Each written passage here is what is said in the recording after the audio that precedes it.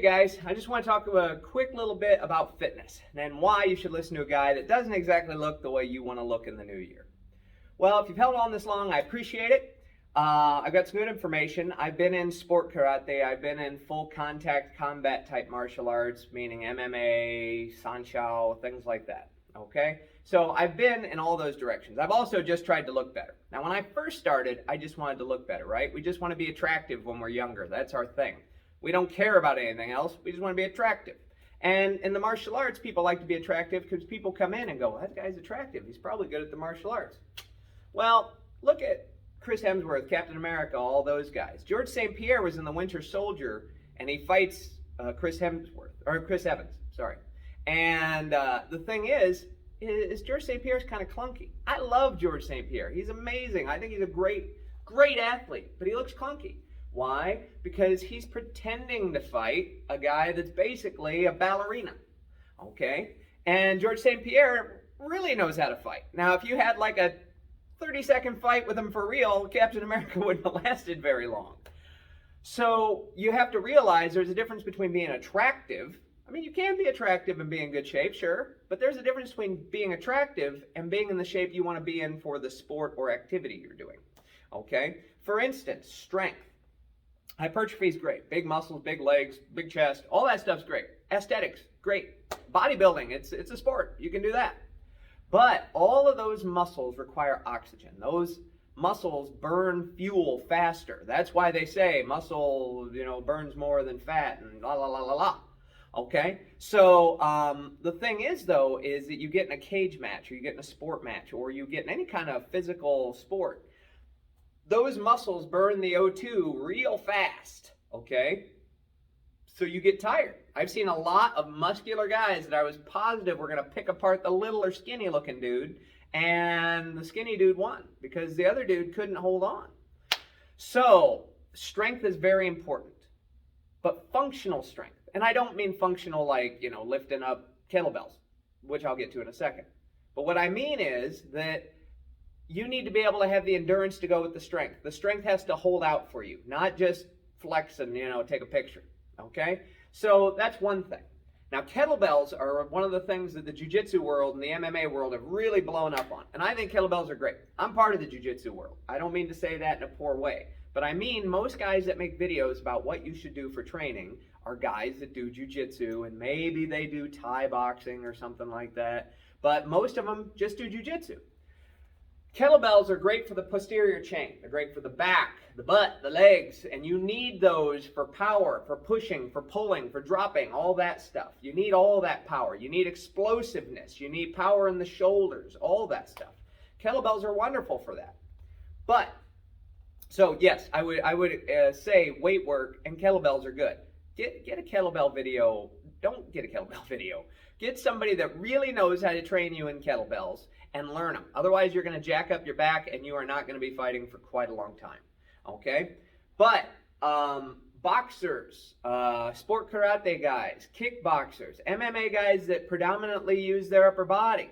Tiger Woods' coach had this whole thing on how he thought Tiger lifting weights made his swing worse. Okay? And so that goes to lend itself towards when you punch, pound, pound. You have a nice, quick punch. It can slow some people down. It can take your natural ability, and big muscles can make you worse, okay? Now, the leg stuff we were talking about, you need that to drive your punch. You actually punch with your feet, right?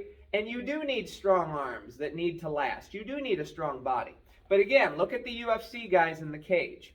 The day they get weighed in, boom, ripped. The next day, not ripped. And the reason is because they had a sandwich.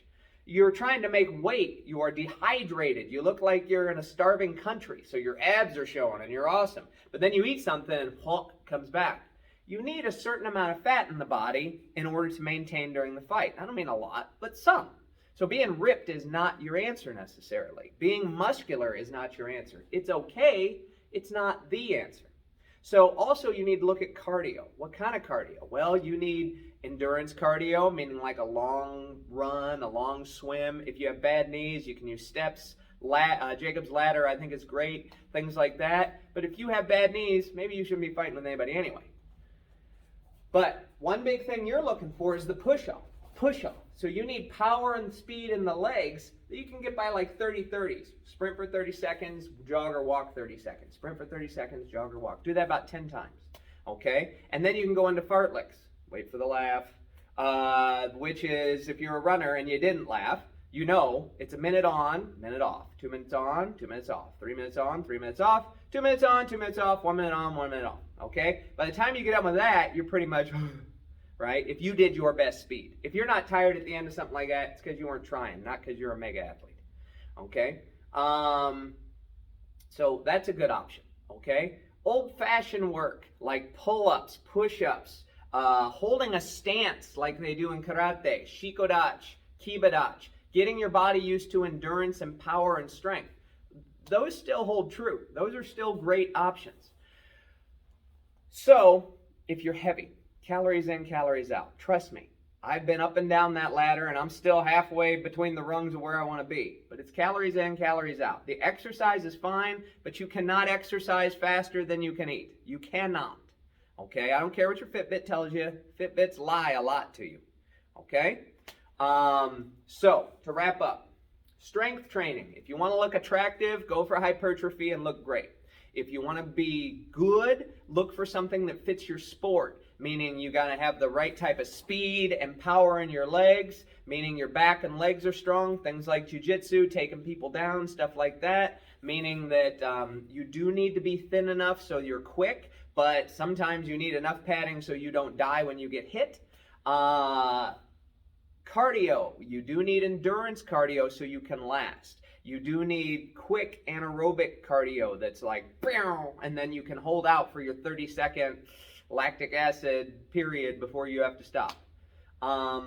If you want extra help with things like that, come see us. If not, keep perusing YouTube, but really try and find somebody that's really good with what they do, really knows what they know. If you don't think it's me, that's fine. Find somebody, okay? Let me save you about 10, 15 years of regret, okay? So, we'll talk to you later. Have a happy new year and good luck with all your goals.